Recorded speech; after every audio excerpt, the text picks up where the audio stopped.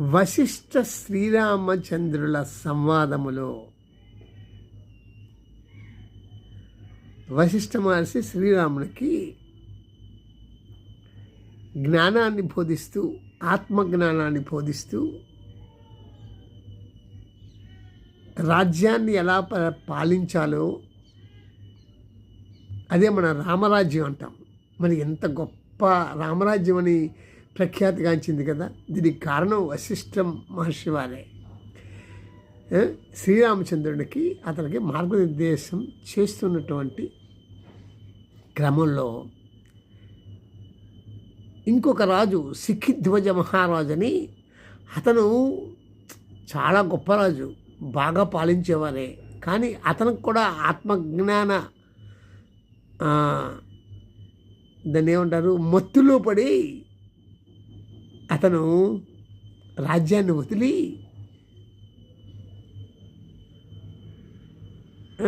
విరాగి అయి అతను మహర్షి అయిపోయారు, సిక్కిధ్వజ మహారాజు.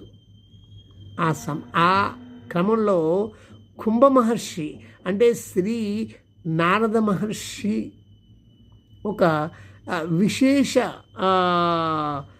విశేషము చేత నారద మహర్షికి జనించినటువంటి పుత్రుడు కుంభ మహర్షిని గురువుగా సిక్కిధ్వజ మహారాజు స్వీకరించారు. ఆ కుంభ మహర్షి సిక్కిధ్వజ మహారాజుకి చేసిన జ్ఞానబోధ, ఆ క్రమంలో మనస్సును అధిగమించటమే సర్వత్యాగం, సమస్తమునకు బీజమైన మనస్సు చిత్తమును త్యజించుట, మనస్సును త్యజించినప్పుడు మాత్రమే సర్వత్యాగము సంభవమవుతుందని చెప్పారు. అంతేకాకుండా అహంకారాన్ని వదలకుండా అహంకార విషయములై ఉంటున్న దేహములను వదిలితే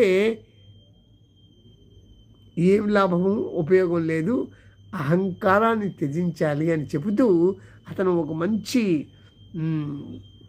ఇది చెప్పారు.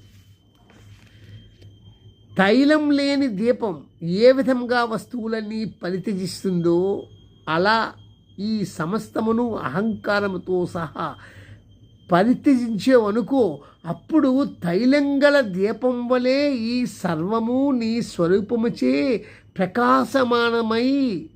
ప్రకాశమానమైనది అవుతున్నది. అది చూడండి ఎలా చెప్పారు. ఇది సిక్కిధ్వజుడికి కుంభుడు చెప్పింది.